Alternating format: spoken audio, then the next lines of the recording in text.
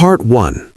The Dawn of Persia, circa 550 BCE. The lands of Persia were vast and untamed, mountain ranges that scraped the sky, deserts that whispered secrets of the ages, and rivers that carried life through valleys where small villages thrived. In these lands, long before the rise of mighty empires, the people lived with a deep connection to the earth and sky. They prayed to Ahura Mazda, the wise creator, for protection and guidance, and they told stories of heroes who embodied courage, wisdom, and honor.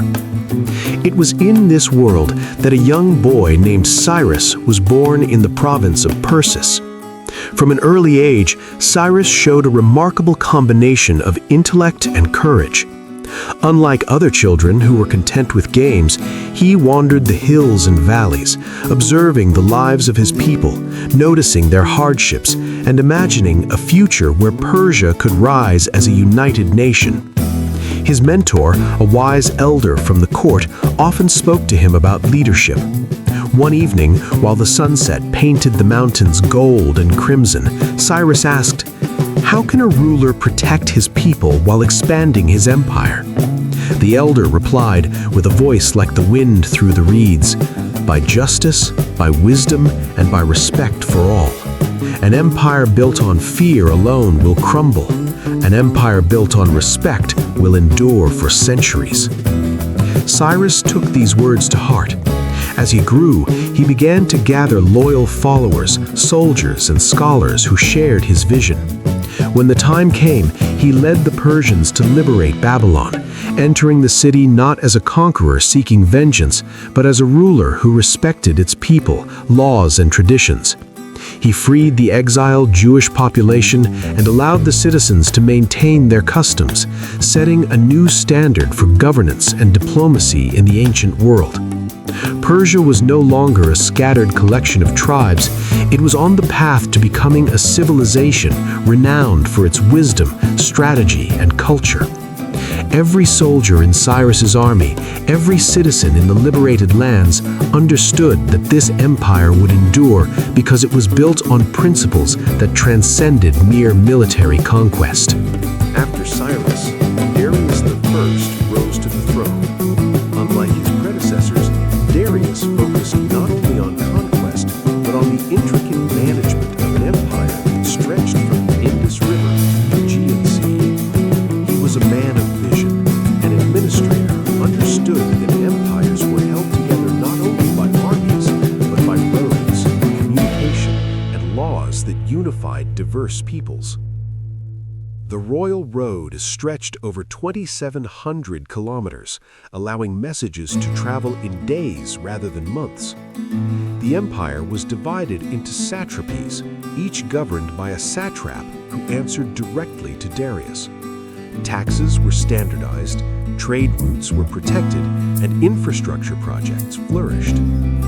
Persia was a civilization that combined strength with sophistication, creating an environment where culture, commerce, and scholarship could thrive. Darius also understood the power of stories and legends in shaping a civilization. Heroes like Rustam from the Shahnameh were celebrated not only for their physical prowess, but for their moral courage. These stories were not mere entertainment, they were moral guides. Soldiers were taught that bravery must be coupled with honor, and that loyalty to one's people was the ultimate measure of greatness. In the cities, scholars debated mathematics, medicine, astronomy, and philosophy. Avicenna and Zoroaster, whose teachings had permeated Persian culture, continued to inspire generations. Avicenna's medical texts, written centuries later, would eventually reach Europe, showing that Persia's intellectual influence extended far beyond its borders. While empires rose and fell, Persia's culture reached heights that rivaled any civilization.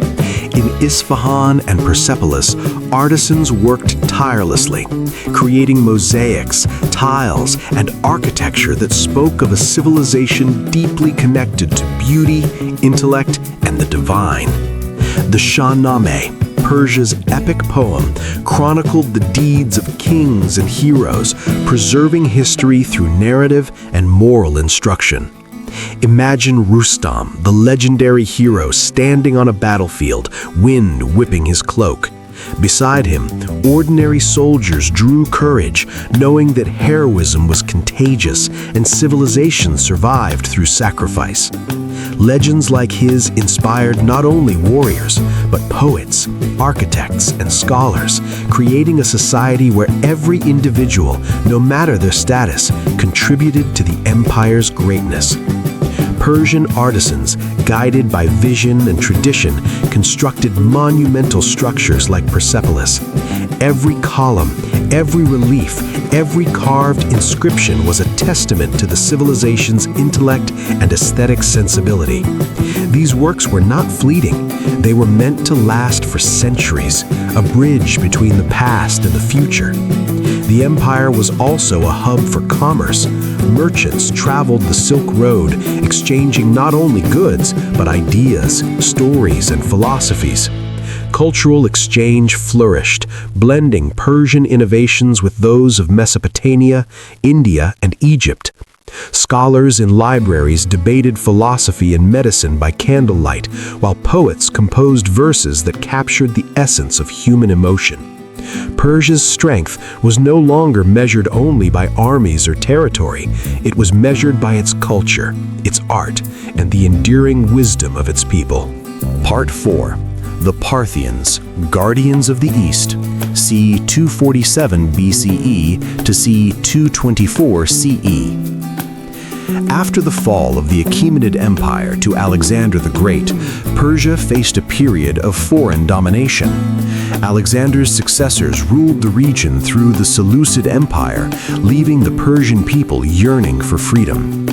Amidst this turbulence arose the Parthians, a tribe of nomadic horsemen from the northeastern Iranian plateau.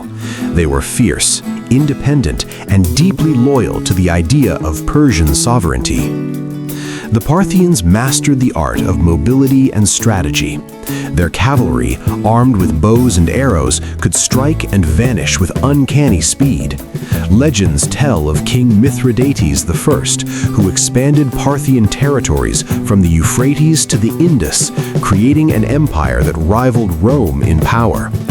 Despite constant threats from the West, the Parthians preserved Persian identity, religion, and culture, emphasizing resilience over brute force. In a dramatic scene, imagine Mithridates overlooking a vast valley where his cavalry prepares for battle. He turns to his general. "We may be outnumbered, but our spirit, speed, and unity make us invincible. Persia is not in stones or cities, it is in the hearts of its people." Under Parthian rule, trade flourished along the Silk Road. Merchants brought silk, spices, and precious stones, while ideas in philosophy, mathematics, and astronomy traveled freely between East and West. Cities like Hecatompylos and Ctesiphon became centers of commerce and learning. Scholars debated Zoroastrian teachings, while artisans preserved Persian architectural styles. Even in times of war, civilization thrived because culture endured alongside conquest. Part 5. The Sassanid Empire, Persia's last ancient superpower, c. 224 to c. 651 CE. The Parthians eventually gave way to the Sassanids, whose founder, Ardashir I, sought to restore Persia's glory. The Sassanid Empire became the last pre-Islamic superpower in the region, blending military might with cultural sophistication.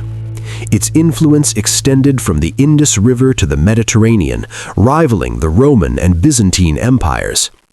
Ardashir I famously declared, "We rebuild Persia not as conquerors, but as guardians of civilization. Our people, our culture, and our gods define us." Under Sassanid rule, Zoroastrianism became deeply entrenched, guiding moral conduct, governance, and societal values. Temples, fire altars, and palaces reflected the empire's spiritual and artistic sophistication. Scholars studied medicine,